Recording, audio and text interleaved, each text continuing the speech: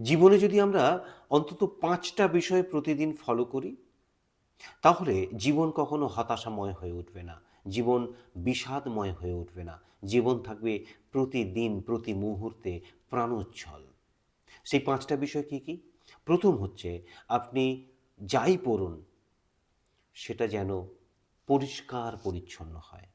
ছেঁড়া, ভালো, মন্দ যাই পড়ুন সেটা অবশ্যই পরিষ্কার হতে হবে। দ্বিতীয়, আপনার দাঁত যেন প্রতিদিন পরিষ্কার পরিচ্ছন্ন থাকে। দাঁতে যেন কখনো কোনো নোংরা না লেগে থাকে। তৃতীয়ত কি? তৃতীয়ত যা খুশি খান, আমিষ খান, নিরামিষ খান, যা খুশি খান। কিন্তু খাবেন সবসময় অল্প পরিমাণে, কম, কম করে। একসঙ্গে বেশি খাবেন না। চতুর্থত কি? কথা বলুন, সবার সাথে কথা বলুন।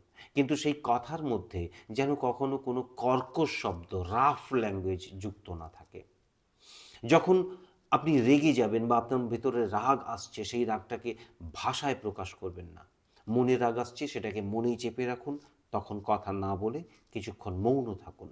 কিন্তু কখনোই মনের রাগ মুখে আনবেন না। মনের খারাপ চিন্তা মুখে আনবেন না। মন অনেক খারাপ, খারাপ কথা বলতে চাইছে, মুখ দিয়ে সেটা যেন কখনো উচ্চারিত না হয়। আর পঞ্চমত, সূর্য ওঠার আগে বিছানা থেকে উঠুন। এটা কিন্তু জীবনের সাফল্যের প্রথম এবং প্রধান চাবিকাঠি। আপনার জীবনে অভাব থাকতে পারে, অনটন থাকতে পারে, কিন্তু জীবন কখনো বিষাদময় হয়ে উঠবে না যদি আপনি সকালে সূর্য ওঠার আগে বিছানা থেকে উঠতে পারেন। তাহলে চলুন আজ থেকে আমরা শুরু করি জীবনের এই ৫টা রুল প্রতিদিন ফলো করার।